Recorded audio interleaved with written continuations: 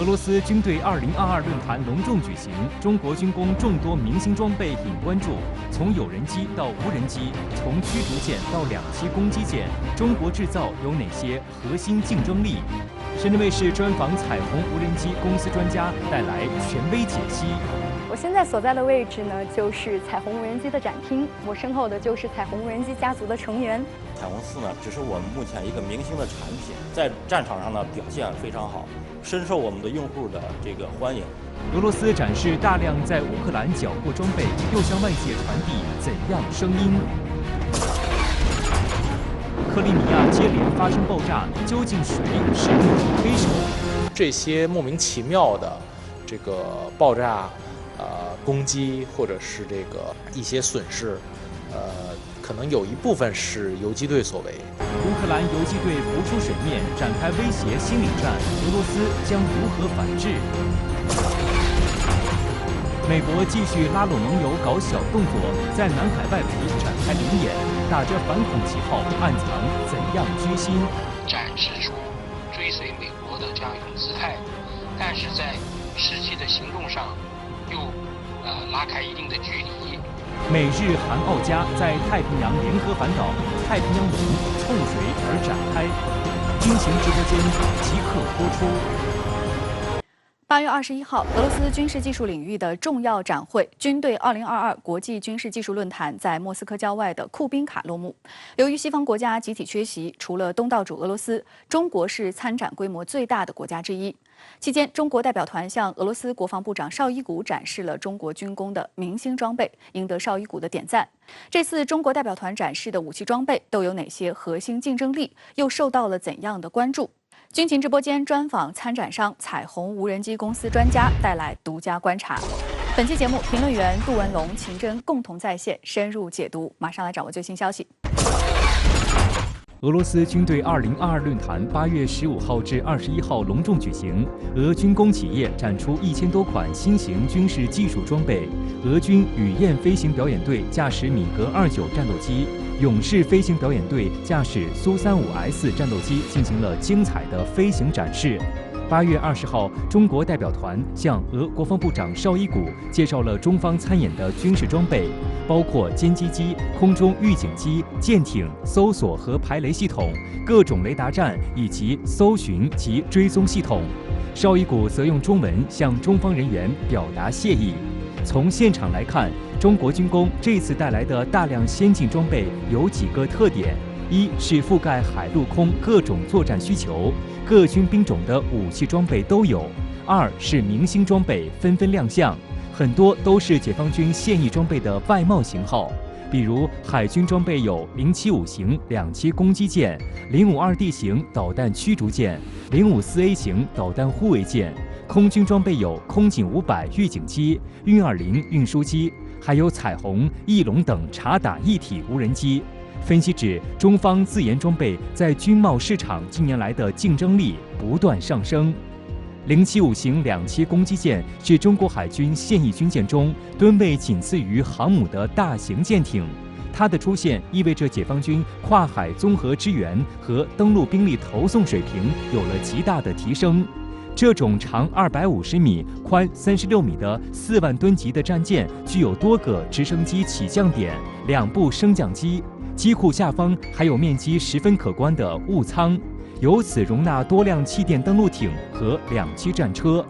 7000吨级的052D 型驱逐舰对比他国同吨位战舰，可谓性能出色。首先，他国大多数同类舰的雷达在反导、远程防空警戒等方面都无法和052D 级相比。其次，052D 级配备的鹰击18A 反舰导弹和海红旗9B 远程对空导弹，在对海和远程防空方面优势明显。目前，中国已经出售071E 级船坞登陆舰给泰国，054AP 级护卫舰给巴基斯坦，并根据两国的需求进行了优化升级。因此，075型两栖攻击舰、052D 型导弹驱逐舰外贸版在国际军贸市场会否成交，也值得期待。一方面就是展示中方在舰艇现在的技术进步，另一方面也是给对方一种方案，对方呢看了之后不一定说是我完全就要你这种就是一模一样的，他也可以提出来相应的这种改进的建议。我们举一个最简单的，以机防炮来说，那这种炮呢，它就是一种模块化的，可以装在呢中型以上的这些水面舰艇上，像054A 护卫舰也好，02D 护卫舰也好，那都是装有的这种机防炮。那同时呢，像075型的两栖攻击舰，如果需要的话，它也可以装。在无人作战平台方面，中国代表团展出了多种型号的察打一体无人机，包括彩虹4、翼龙2这些明星产品，以及被认为能改变无人机作战模式的 WJ700猎鹰高空高速察打一体无人机。像彩虹4也好，还有像翼龙2也好，都是大型的察打一体无人机，那性能呢是很出色的。从它的这个外形就可以看出来，你看头部上方都有个鼓包，那这种鼓包呢，它里边实际上是装的卫星通信链路，可以呢去用卫星进行远程的遥控，也就是说在飞行的时候它实际上不受通讯距离的限制。这样一来的话，那它就可以飞得很远。再加上这两款大型无人机，在航程和作战半径方面也是很大，携带能力呢也是比较强。这个在目前世界上同类的察打一体无人机里边，那属于佼佼者。我们再看呢，猎鹰高空高速的察打一体无人机，它强调的是高空高速，也就是说它采用的是喷气动力嘛，所以呢飞的速度就特别快。那这样一来的话，它的打击能力就要强得多了。喷气动力的无人机现在世界上很多，但是作为察打一体无人机的，现在的还非常少。中方呢在这方面就开始引领这种世界的潮流了。这次展出的彩虹4察打一体无人机是彩虹无人机公司的明星产品，机型历经多次实战经验与改进，是具备卫通加高清载荷的战场利器。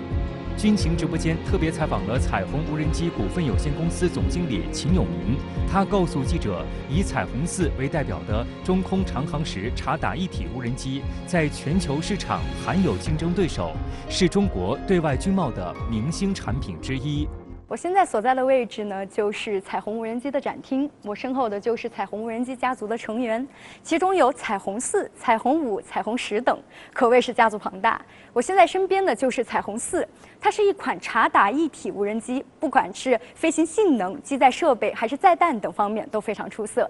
我们彩虹无人机是一个大家族，从这个大到小呢，应该是有很多种。彩虹4呢，只是我们目前一个明星的产品。彩虹4无人机呢，我们定位是一个中空长航时无人机，飞行的航时呢比较长，达到了20多个小时将近30个小时，而且呢，它作战效率就很高就是发现即打击，在战场上呢表现非常好，深受我们的用户的这个欢迎。在1吨量级的察打无人机里面，在国际市场上是很有竞争力的。值得一提的是，彩虹4无人机近日换装重油发动机，完成科研试验，向市场正式迈进。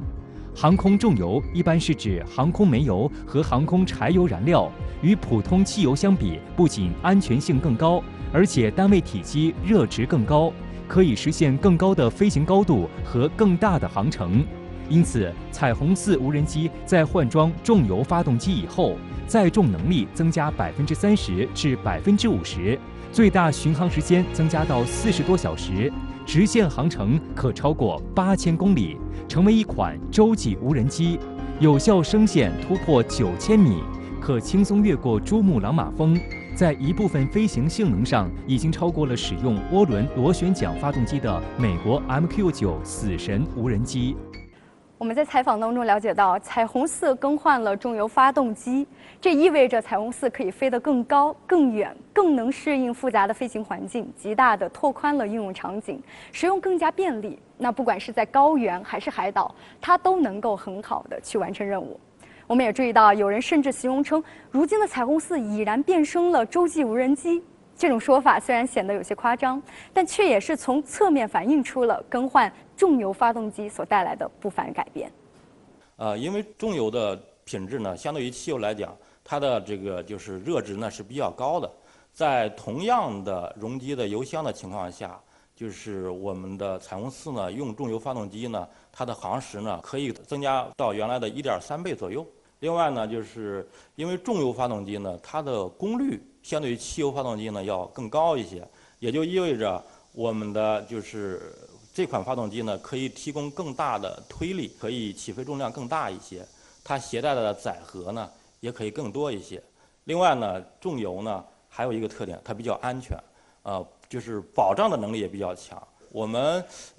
航天彩虹呢肯定会有就是越来越多的主力的这个无人机换装重油的发动机。实际上，我国翼龙、彩虹系列察打一体无人机早已经出口多个国家，执行了情报收集、边境控制、反恐作战等许多重大任务，累计飞行时长达数万小时，是全球范围内投入实战较多的军用无人机。据报道，2010年之后，我国在察打一体无人机出口领域超过了美国，像沙特还直接引进了彩虹4察打一体无人机的生产线。彩虹4无人机在10年来吧，反恐战场上呢，应该说是牵引出了很多的战法，包括我们长期的这种长航时的侦察，然后还有和我们地面部队的这种空地的协同，也可以空协同，就是我们发现一些比较敏感的目标，我们可以引导有人飞机去进行打击。另外呢，彩虹4无人机呢，它其实承担了一个牵突的角色。就是我们打仗的时候有很多前沿的战场是比较危险的，这时候呢，我们在目标信息不明确的情况下，我们可以派无人机过去。现在我们已经出口到了11个国家，区域呢主要包括东南亚、南亚、非洲和中东地区。特约评论员石红进一步指出，外贸市场的锤炼也加速了中国察打一体无人机打击体系的成熟。我们不光在无人机方面技术有很大的提升，还有机载武器。无人机进行作战的很多的武器是要进行专门设计的。那像实行了精确打击的时候，它的导弹也好，炸弹也好，你不能大，得小，让它能够挂得动。那么在这方面中国这些年展出来的无人机携带的武器弹药就是特别是精确制导弹药种类非常之多。各种的小型化的空地导弹。制导炸弹等等，中国现在已经成了系列化。值得指出的是，俄罗斯在军队2022论坛上面也展出了多款新型无人作战平台，备受关注。有分析指出，这也说明俄军正在无人作战方面发力，无人化必将在未来战场占据重要的地位。目前呢，从作战模式来讲，俄罗斯还是更多的采取传统的作战的方式。目前呢，就是使用无人机的场合呢，相对来说是不多的这我想呢，也是可能是在俄军当前吧一个相对比较短板的地方。我觉得这次俄罗斯这个军队2022年论坛，无人机呢释放出一个非常强烈的信号，就是在未来战场上无人机一定会发挥越来越大的作用无人机作为一种可以重复使用的运载工具，它最大的特点呢就是性价比比较高。另外呢，我们可以呢用它执行很多我们传统的就是像坦克、武装直升机做不到的一些智能化的任务未来我想呢，就是无人机会越来越成为战场的主角甚至是有一种颠覆性的场景会出现，就是传统的这个作战模式有可能被无人作战模式所取代。值得关注的是，俄方还在军队2022论坛上设置了一个非常耐人寻味的展区，里面的武器大部分都是西方血统。在这次军队2022论坛上，有一个展区非常特殊，还被形容为打脸展区。俄罗斯在里面展出了在特别军事行动中缴获的乌军装备，这些战利品数量众多，甚至能够凑齐一个武器展览。那么被展出的这些装备有何门道？俄罗斯借此又想释放出什么信息呢？这些战利品包括乌克兰自己的装备以及西方国家军援的装备，而最吸引关注的则是西方军援的装备，大到装甲车、榴弹炮，小到单兵枪械、地雷，可谓是琳琅满目。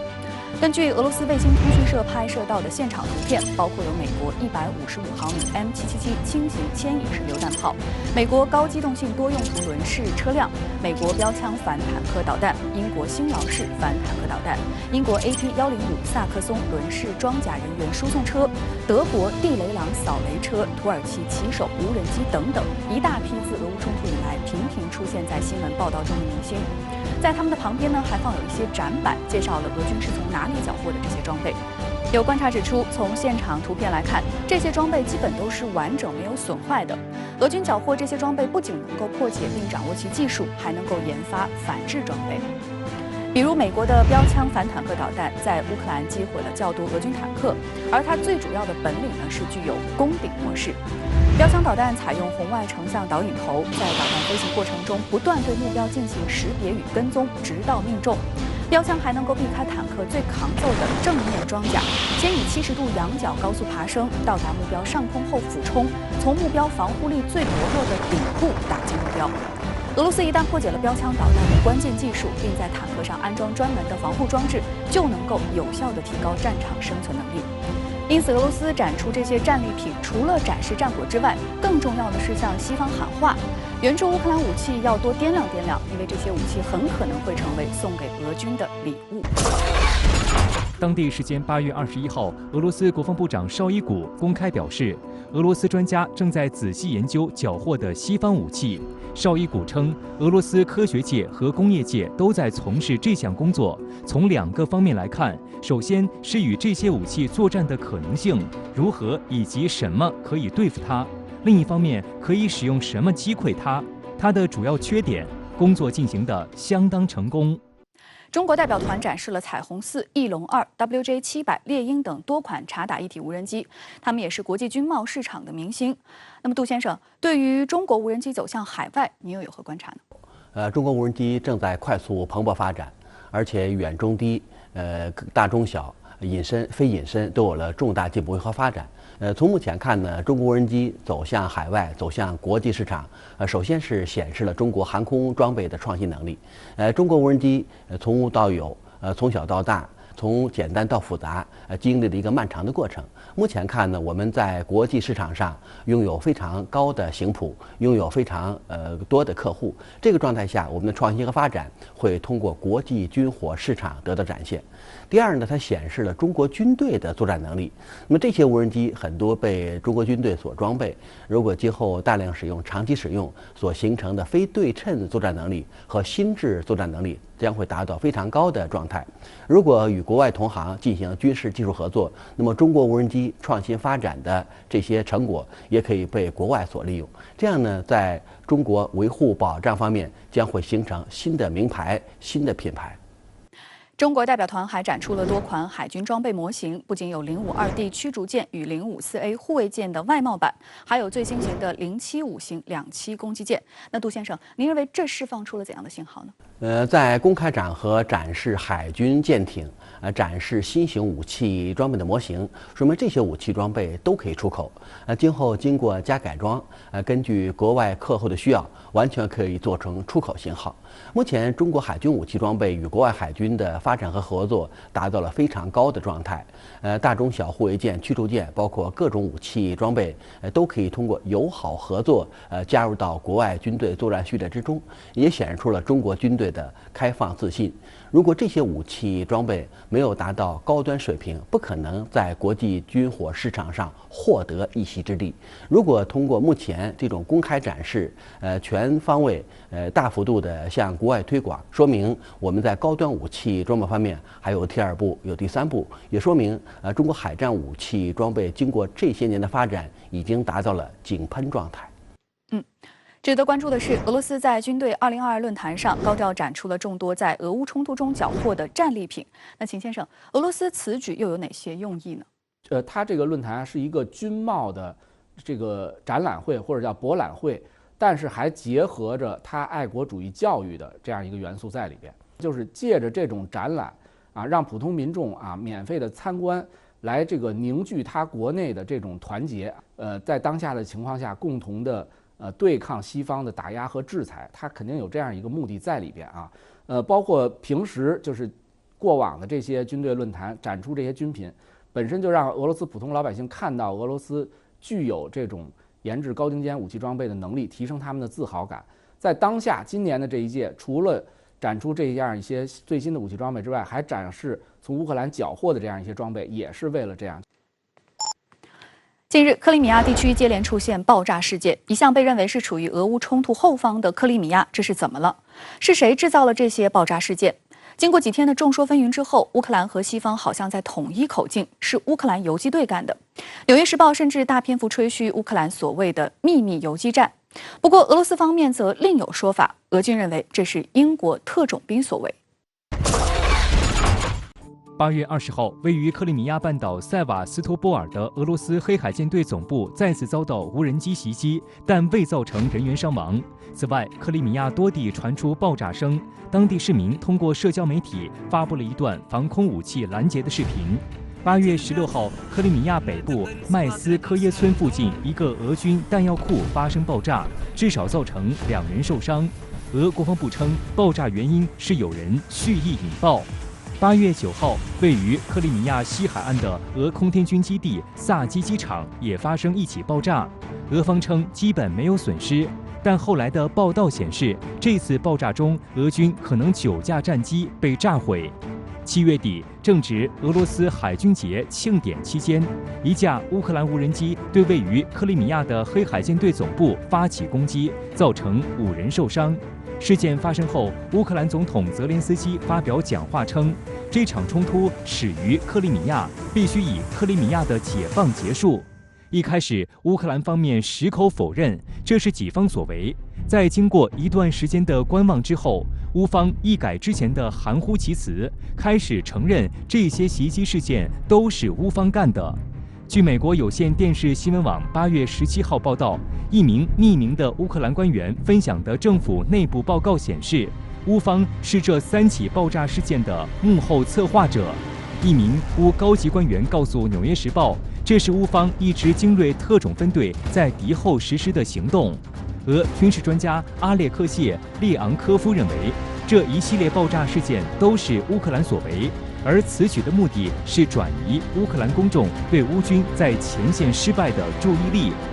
俄军事专家分析指，可能是乌军第73海军陆战队特种作战中心的分队，通过海路进入克里米亚。通常他们在夜间乘充气船，在离海岸约1英里处下水并游上岸。上岸后，将潜水衣、脚蹼和呼吸器埋在藏匿处，然后带着假证件、钱和需要的一切，混入当地的人群中。在完成袭击后，乌特种分队再利用他们来时的方式撤离。这些莫名其妙的这个爆炸、攻击或者是这个一些损失，可能有一部分是游击队所为，但是大部分应该都是这个一些先进的武器所为。在俄乌战场上，乌军的敌后活动是非常之频密的。那么，它除了这个直接袭击一些这个军事目标之外，实际上它在进行大量的这种心理战和侦察的活动。再有一个呢，就是这种心理战，就是说对于这种跟俄罗斯合作的这个占领区之内的这个一些乌克兰人，他可能会进行这种心理上的恐吓，让他们不要跟这个俄罗斯合作。我们不能否认的是，这个乌克兰在策划这种敌后活动，应该说是相当之成功的，而且这个呢，也是他的整个的这个对抗俄罗斯的军事行动之中呢很关键的一环。值得关注的是，8月24号将是乌克兰第31个独立日，也是俄罗斯对乌克兰展开特别军事行动整整半年的时间节点。俄乌双方均声称，对方将在24号发起新的挑衅。俄罗斯独立报报道称，近日乌克兰高官宣称，不排除对克里米亚进行新的袭击。泽连斯基计划在23号举行克里米亚平台在线峰会，将有包括北约秘书长在内的数十个国家和国际组织代表参加。基辅或许获准使用北约武器来加强对克里米亚的军事挑衅。乌军将战火延烧到克里米亚，对乌克兰总统泽连斯基来说，显然是振奋人心的好消息。不仅利于他更多获得西方武器援助等方面的支持，而且也有利于他赢得乌克兰民心，进一步巩固政权。在俄乌冲突爆发后，俄黑海舰队利用克里米亚基地对乌克兰发起攻势，对乌克兰仍掌控的黑海沿岸进行封控。但此后，黑海舰队的旗舰莫斯科号导弹巡洋舰却沉入海底。事实上，现在战火已经向克里米亚蔓延了，所以在这种情况下的话，克里米亚已经不是一个这个安全的区域，也不再是一个安全的后方，应该说它已经是一个前线，这个前进基地的这样的一个角色。8月18号晚，克里米亚大桥附近当晚传出爆炸声，附近的克赤市已启动防空系统。社交媒体上流传的视频显示，伴随着爆炸声，一枚看似导弹的物体划破夜空。尽管暂时排除了危险，但是2天前，乌官员曾表示，如果俄罗斯通过克里米亚大桥的路线增援物资和装备，乌克兰一定会攻击克里米亚大桥。克里米亚大桥是一座全新的铁路、公路两用桥，全长19公里，工程造价约69亿卢布，约合1.1亿美元。这座大桥横跨克赤海峡，连接俄罗斯本土与克里米亚半岛。在2018年5月15号开通，俄罗斯总统普京还出席了开通仪式。实际上，乌克兰很早就将克里米亚大桥当作了攻击目标，但因自身实力较弱，迟迟未动手。此前，乌军已经利用海马斯火箭炮对赫尔松大桥发起攻击，在多轮攻击之下，赫尔松大桥被迫封桥。美国总统拜登8月19号正式下令向乌克兰提供7.75亿美元的军事援助，包括扫描鹰无人侦察机、标枪反坦克导弹系统、海马斯高机动性多管火箭系统的弹药以及其他武器。美国官员强调，乌克兰接收的这些武器系统能让乌军能够击中远离前线的俄军指挥控制中心和后勤补给仓库。值得关注的是，乌克兰一直希望获得海马斯能够发射的最大射程达300公里的陆军战术导弹系统，将在2-3个月后装备乌军。届时，乌军火力将能覆盖整个克里米亚半岛和克赤海峡。我认为，就是俄罗斯对这种先进的这个美制的武器，现在防御能力可以说是非常之差。美国撑腰，乌克兰对克里米亚进逼，俄军将如何反制备受关注。8月21号，俄罗斯国防部长绍伊古公开表示，俄军在对乌克兰的特别军事行动中使用了最新武器苏57战机和匕首高超音速导弹，其中匕首高超音速导弹使用了3次。除此之外，海基的锆石高超音速巡航导弹也已经开始批量生产。此外，俄军是否动用战术核武器又被公开拿来讨论。俄罗斯院士伊利卡耶夫8月19号建议，战术核武器应回归俄罗斯舰队。伊利卡耶夫说，现在可用的方法就是让战术核武器回归，它们就在仓库里。不过，此前俄外交部反复强调，俄只有在应对侵略以及国家的生存受到威胁的情况下，才可以使用核力量。绍伊古也称，关于俄罗斯计划在乌克兰使用战术核武器的消息是彻彻底底的假新闻。现在，克里米亚不断遇袭的新情况，会否会触发俄罗斯动用核武的这条底线，成为俄乌冲突更大的危机点？实际上，我们注意到，就是说，普京以及这个俄罗斯政府的高官也在反复强调，就是说这个使用核武器是非常危险的，这个不会选择这样的手段。那么为这个国内的一些这个狂热的这种使用核武器的这种声音降温。所以我认为这个第一呢是不会触发核武的这样的一个选项。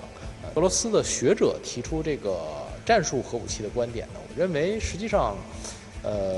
就是他所说的这件事本身，俄罗斯已经做了，因为他的一些潜艇实际上是拥有一些这个战术级的核武器的。你像尤其是他的这个所谓的这个巡航导弹潜艇，那么它本身这个巡航导弹就是核常兼备的。看。克里米亚接连遭袭，也让乌克兰游击队备受关注。据西方媒体报道，乌克兰游击队不仅出来声称他们在这些爆炸事件中发挥了作用，还向俄罗斯人发出警告：别想安顿下来，别想睡个好觉。那秦先生，乌克兰游击队的这种心理战会带来怎样的影响？实际上这种游击战模式的这种骚扰、这种破坏、袭击的作战本身我个人认为起到这种心理威慑的作用更大一些啊。它可能会让对方认为，就是你即使在前线的后方啊，就是不是靠近前线的一些地方，你的一些军事设施，甚至于民用的基础设施，可能也是不安全的，随时可以遭到攻击、遭到袭扰。但是话说回来啊，如果你正面战场上取得不了大的胜利，你只靠这样的一些小的袭扰作战，可能会对对方的心理造成些许的影响，甚至于会对对方的实质造成某些局部时间段的影响。你比如说像这个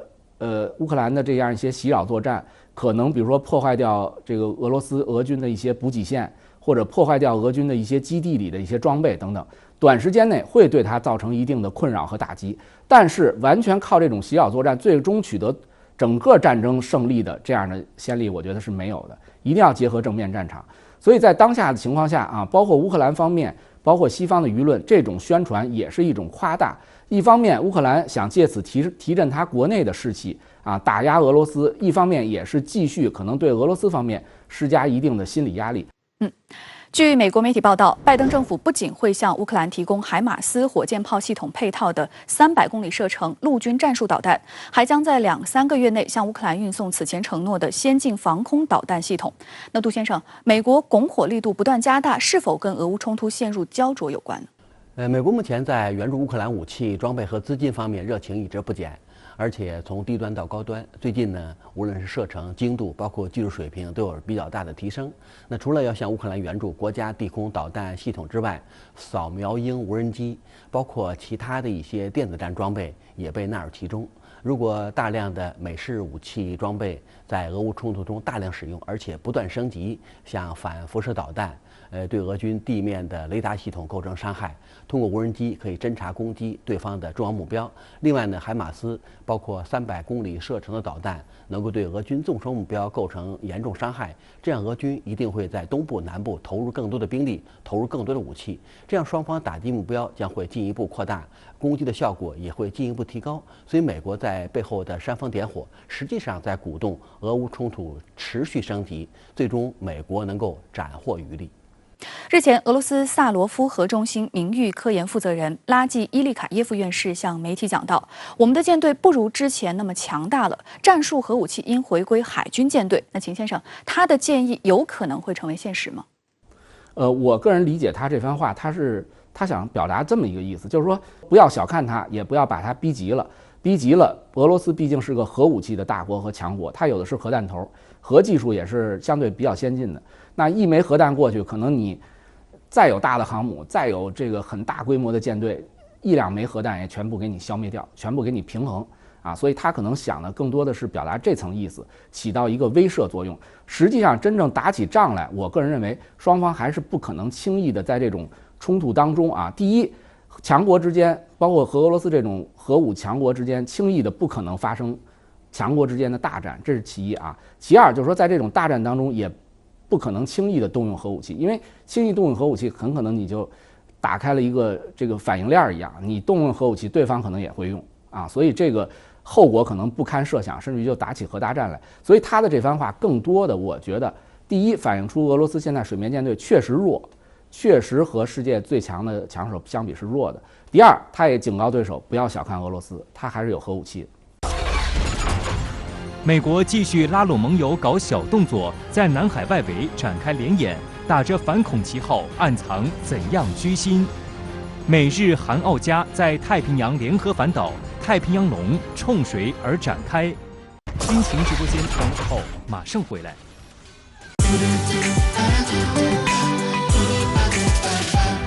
欢迎回到军情直播间。近日，美国纠集21国演习，打着安全合作的旗号，在南海外围搞小动作，但实际参演的只有10艘舰艇和400多人，分摊到每个参演国家头上，顶多也就是一个国家来了20多人。不仅如此，美国还拉上日韩等国在夏威夷演练反导，针对中俄的意图不言自明。8月19号，由美国主导的漆黑2022空中联合演习在澳大利亚正式开启，将持续3周。据报道，此次演习有来自17个国家的约100架军机和近2500名作战人员参加，规模创下历史之最。演习科目主要包括空中加油、模拟空中实战和对地打击等。值得注意的是，参演国除了美国在亚太地区的传统盟友，例如日本、韩国和澳大利亚之外，还包括了英国、法国和德国在内的欧洲国家。分析指出，这是针对解放军东部战区环台岛演习而举行的对抗性演习，也就是说，这是一场美国联合盟友预演干涉台海问题而进行的演习。此外，美国以及其他20个伙伴国于8月16号在新加坡举行东南亚合作与训练演习。CCAT 演习始于2002年，是911事件之后美国发起的演习。原本目的是打击恐怖主义，但随后改为对东南亚地区海军和海岸警卫队进行培训，以应对海盗和走私等挑战。但美军高官趁机在这个美国主导的演习中向中国泼脏水。美国海军第7舰队司令卡尔·托马斯在出席本次演习开幕式时，公然对解放军在台岛周边海空域开展的实弹射击进行指责，并声称美国对中国空军在南海地区的空中拦截数量增加感到担忧。第7舰队隶属于美国印太司令部下辖的太平洋舰队，总部位于日本横须贺，是美国所有前沿部署舰队中规模最大的，拥有多达70艘舰艇和150架飞机。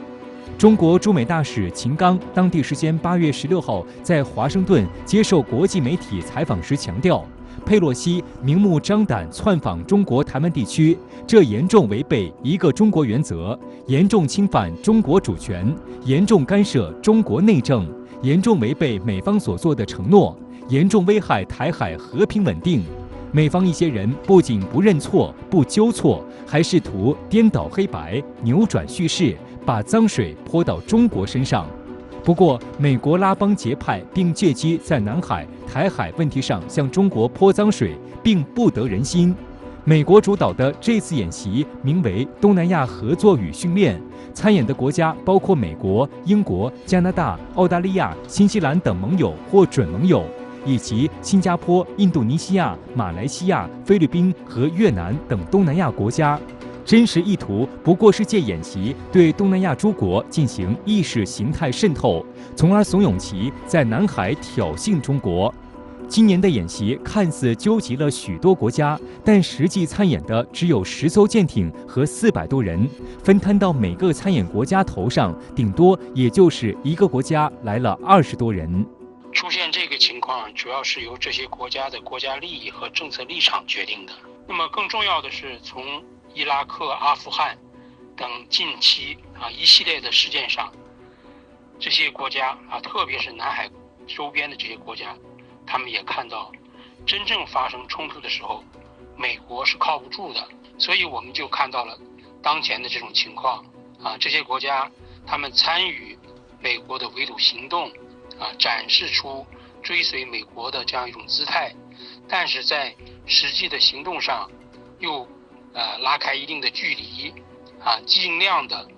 不采取实质性的行动来刺激中国。8月16号，美日韩3国官方同一天对外发布了一条消息稿，美日韩3国从8号至14号在美国夏威夷周边实施了使用宙斯盾舰应对弹道导弹的联合训练。日本共同社报道称，这是2017年12月以来首次公布日美韩实施弹道导弹相关联合训练的消息。此次演习在美国海军太平洋导弹靶场进行，演习科目是训练导弹预警能力、弹道导弹搜索及追踪技能。美日韩3国依据之前签署的协定，分享了战术数据信息。此次演习在太平洋龙22军演期间举行。该演习由美国第3舰队主导，日、韩、澳、加4国参演，澳加2国是今年首次参加演习。根据韩日媒体报道，韩方派出世宗大王号宙斯盾驱逐舰，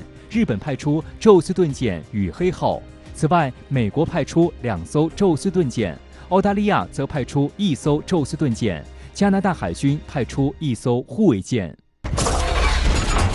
日前，美日韩澳加在位于夏威夷的太平洋导弹靶场举行了太平洋龙联合反导演习。根据五角大楼发布的消息，主要进行联合的是美日韩，进行了导弹预警和弹道导弹搜索和跟踪演练。那么3国宙斯盾舰如何联合？针对的假想敌又是谁呢？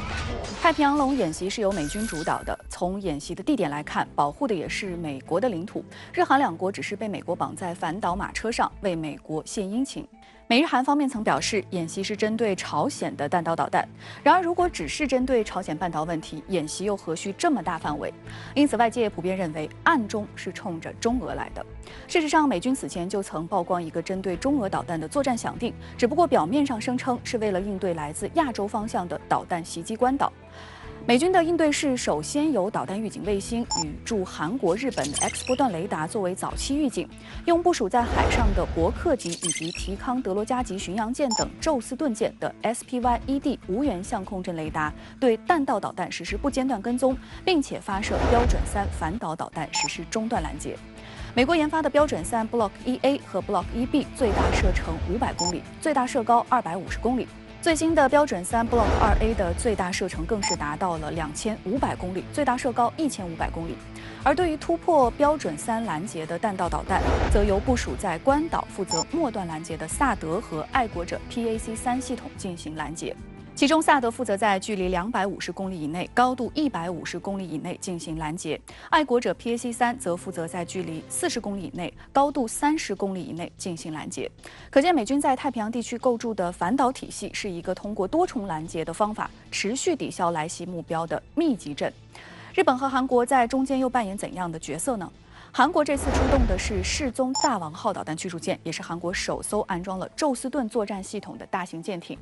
世宗大王号安装的宙斯盾系统版本是基线 7.1， 上层建筑所装的 SPY-ED 3坐标相控阵雷达有4面8角形天线阵面，每个阵面可以覆盖120度，4个相控阵面可以覆盖以本舰为圆心的半球。最远对空搜索距离450到500公里，可以同时探测、识别和跟踪400多个空中和水面目标。但是世宗大王号没有装备标准3反导拦截弹，不能够实施拦截作战。也就是说，韩国海军的世宗大王级驱逐舰在战时主要是根据早期预警信息来对弹道导弹实施进一步的搜索和跟踪，提供连续的目标信息。据报道，韩国军方在2018年已经决定引进标准3反导拦截弹，而至今还没有跟美国签订采购合同，还存在很大的变数。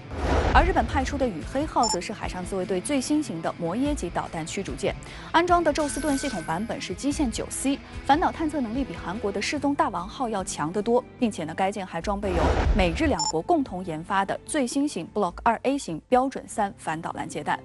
从中可以看出，在美国的亚太反导体系里面，日本的重要性要远远超过韩国，因为日本海上自卫队的金刚级、爱宕级、摩耶级宙斯盾舰全部装备有标准3反导拦截弹，既能够对弹道导弹进行探测跟踪，又能够实施拦截。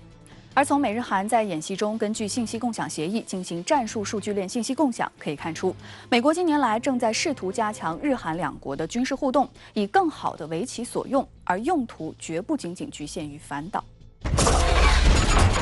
针对此次反导演习，外界分析认为，所谓应对半岛事态完全是借口，这是美国要联合日韩等国打造攻防兼备的全球反导体系。通过反导体系的建设，也可以进一步巩固美日韩3国的军事同盟。隐藏的目标则是直接针对中俄的导弹体系。海基反导是中段反导，也就是说，它是对中远程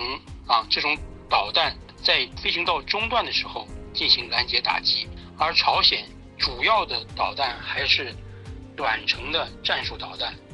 像美国目前的爱国者以及萨德基本上就是够用的了，所以能够真正威胁到美国本土或者夏威夷这个目标安全的还是远程的弹道导弹，而这方面能力最强、对美威胁最大的还就是中国和俄罗斯。欢迎回到军情直播间。日前，美国智库战略与国际研究中心举行了一场以2026年中美在台海地区发生军事冲突为蓝本的兵棋推演，声称美军付出了巨大代价，最后打赢了。那杜先生，美国经常炒作中美军事冲突，他们向外释放的所谓结果，又暗藏怎样的利益链条呢？美国背后的各种演练行动，包括兵棋推演，经常结论特别惊人，而且呢，在冲突中自己要获得惨胜。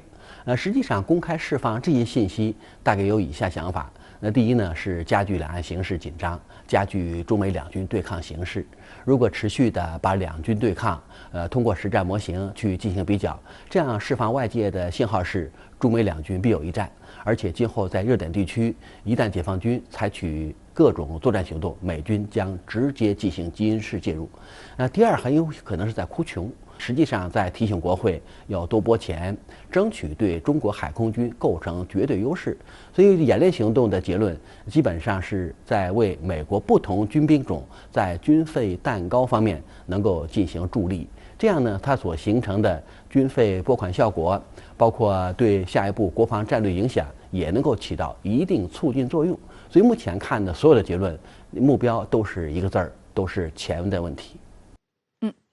短片中提到的美国主导的东南亚合作与训练多国联合演习在新加坡举行，参演国除了东南亚国家之外，其他均为美国盟友或准盟友。那钱先生，我们从中可以看出美国怎样的企图呢？为何南海周边国家对该演习的态度并不积极呢？美国的目的其实很明显除了带他几个铁杆盟友之外